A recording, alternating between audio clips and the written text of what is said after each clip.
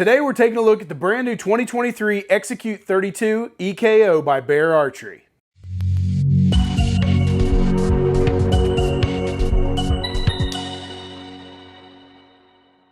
Just a reminder guys, head on over to mikesarchery.com to pick up any of our latest logo gear. We got plenty of hats and shirts, as well as any gear you might need for your next adventure. Welcome back to Mike's Archery's YouTube, and here we are with a brand new year and all new bows for 2023. And Bear is always one of the first folks to bring out their new lineup, and they are no exception this year with their new 2023 bows. Now they've done a complete redesign of some of their top end bows, and we're going to start with the Execute 32 EKO today. So this Execute 32 EKO has got a lot of complete redesigns, but let's just start with some of the basic specs on this bow. As always, Bear is still making all their bows right here in the USA, down there in Gainesville, Florida.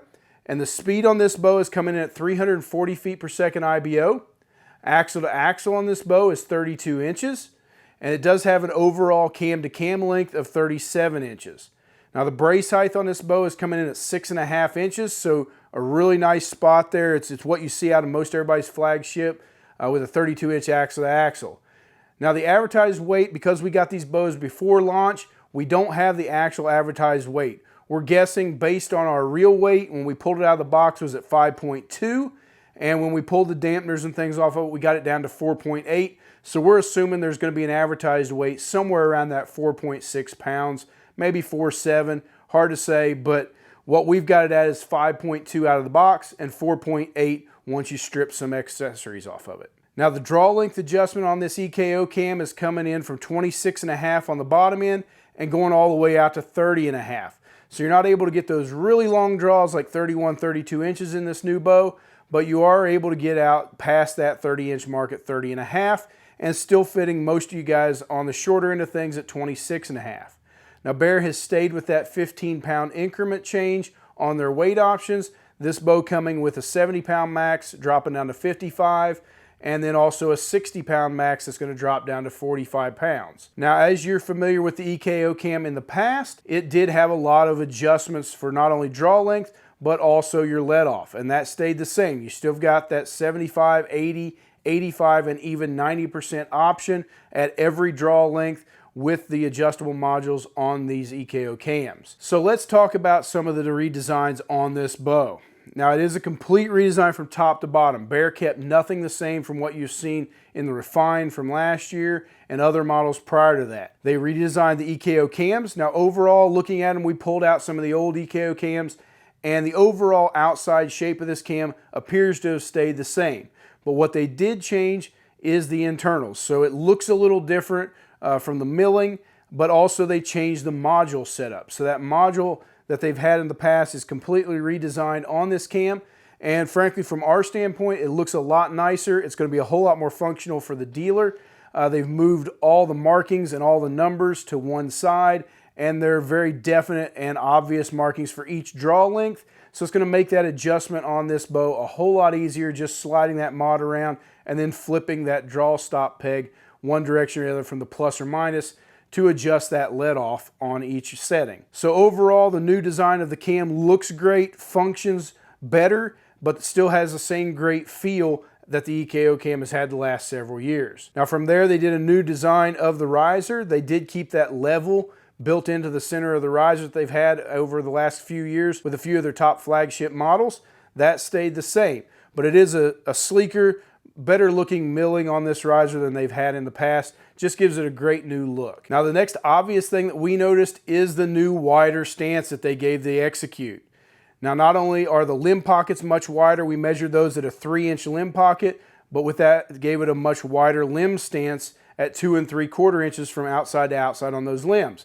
Now that's just going to give it a more stable platform, helping it to shoot better, making it more accurate and a better feel in your hand. The other thing we noticed about those limb pockets is it gave it a little sleeker, cleaner, and even somewhat more of a tactical look in those aluminum limb pockets. Just overall a great redesign there, making this bow look and feel better. One of the other things we noticed up on the top end of those limbs is they went to a threaded axle. So no more E-clips on their top end bows. They've got threaded Allen bolts that thread into those axles. You're going to be able to loosen those up, pull the axles out, making the shimming and any adjustments that you might have to make there a whole lot easier than fooling with an E-clip that flies across the room. Now the next obvious change that we noticed was this new roller guard system. And it is a redesigned adjustable pivoting roller guard. Now they've had that pivoting roller guard on some of their top models before, but this one actually has adjustments not only for in and out, for left and right, but also forward and backward. Now that allows, once you make adjustments on your weight on this bow, if you crank the weight down, shoot a lighter weight, it's going to allow you to put it in a perfect spot for the perfect tune, taking the torque off the limbs and putting it in the perfect position based on where those cams are positioned due to you changing the weight on this bow. The next thing we noticed was a new grip. And in the past, their grips have been a little cheaper looking with that hard plastic, but they have stepped that up. We saw it with the new Adapt that they introduced mid-year. They've given it a much nicer ergonomic feel with a center line on this grip. It's got a little tackiness to it. It's not that hard plastic. Overall, just a great fit in your hand. Sits well in the crease and the pivot of your hand there. It's going to feel great and look great on this bow. Also giving you the tunability with that center line, being able to eyeball things and see if anything's out of whack. We also noticed that they put a new stabilizer bushing on this bow. So front and back stabilizer bushings, allowing you to mount weights and stabilizers front and back of this riser, is going to allow you to tune this bow, balance it perfectly for all your shooting needs. Now some of the other standard things that they have kept was their standard limb dampeners that they've used over the years, just taking some shock out of the bow, giving it a good feel, and that single string dampener there on the bottom, again, taking the oscillation out of the string, giving you better speeds, better feel, taking some of that vibration out of the shot. They still kept with the double rest holes as Bear has for years, allowing you to lock down any rest that has a long enough slot to fit both those holes. You're going to be able to bolt that down solid and secure, never worrying about whether your rest is going to move. Now looking at these bows, we did realize a couple things that we would have liked to have seen them do. We were hoping Bear might jump on either the Integrate system or possibly the Core system from Hamskea and give us an integrated option with a rest or sight, but they did not. So for that standpoint, you're still going to have to put a conventional rest and mount it to this bow. So not only is this bow going to come with the new Grizgrip on there, it's also going to come with the original Versa grip. So you've got that option depending on the feel and the shooting that you like to do. You're going to be able to change out those two grips. Now they did change up the shock management system that they're calling it this year, and they've moved that out towards the limb pockets, which we're seeing that from a lot of folks.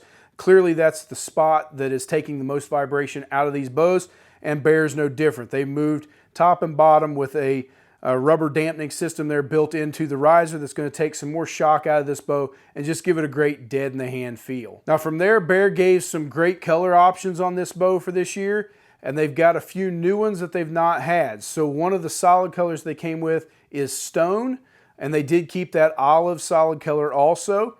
And then they kept their traditional Fred Bear camo you can get this bow in, as well as a Mossy Oak Country DNA. You can also get this bow in Bottomlands, which our sample came in that, and also in Veil Whitetail camo. And then you've got a couple throwback options with a throwback black or a throwback tan. Now one of the things we did notice in the lineup, if you're a lefty, you're going to be a little limited on some of these colors. So if you're a left-hand guy, you're only going to be able to get this bow in the olive solid color, not the new stone. You're also going to be able to pick that up in the Mossy Oak Country DNA or the throwback black. Outside of that, some of those other colors that they're offering are going to be available only in right-handed bows. Now Bear did step up the price point for this year, and they're coming in there at a lot of what we've seen from other flagship companies, and they're coming at you at $11.99 on this bow. That's a step up from where Bear has been the last several years. They have typically kept their flagship bows under $1,000. So frankly, we're interested to see how this is going to compete with the rest of the Hoyts, Matthews, Bowtechs, Elites, PSEs, all those guys on the market coming in at $11.99. As these other bow companies release, we may see a price increase as we've seen across the board from everybody else on most things. So we may see some of those flagship bows jump to $1,200 or $1,300.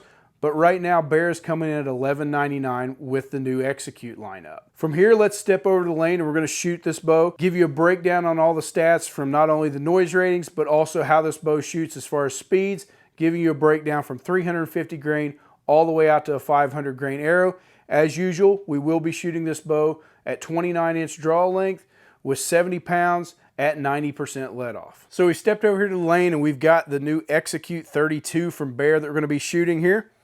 And as usual, we're going to be shooting this bow on 70 pounds at 29-inch draw length and 90% let off. And we're going to start with a 400 grain arrow and then give you a breakdown on all the speeds we've got from 350 out to 500 and also the noise rating on this bow. So let's go ahead and shoot this thing over the chronograph and see what kind of numbers it puts up.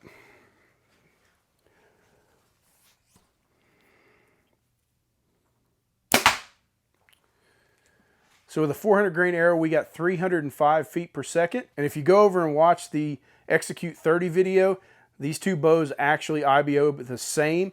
And through all our testing and shooting here this evening, just getting all these videos together, those two bows shoot the same across the board. So at 400 grains, we got 305. And then as we dropped it down to 350 grains, we got 323 out of this bow. And then as we went heavier with a 450 grain arrow, it dropped down to 290 feet per second. And then with a 500 grain arrow, we saw it drop to 275 feet per second. So across the board, this bow is shooting very fast. And even though it is a longer axle to axle than the 30, they're not losing any speed with this 32. They did IBO them the same, so we expected that. But as we shot a bunch of arrows through both these bows, we were a little surprised that they came out pretty much identically the same. Now, as we're shooting them, sometimes we'll get a foot or two less here and there or more. We try to give you an average across the board of where these bows are coming in at. Frankly, they're shooting quite fast. So if you're looking for a little bit longer axle to axle there at that 32 and that feels more comfortable to you, then the Execute 32, you're not giving anything up going to that longer axle to axle.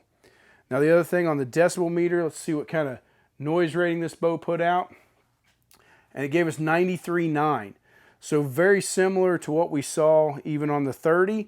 And at 93.9, quite a quiet bow. So we knew when we shot these bows when they came in the other day and we're playing with them that they were quiet. We could tell that right off the bat shooting them in the shop.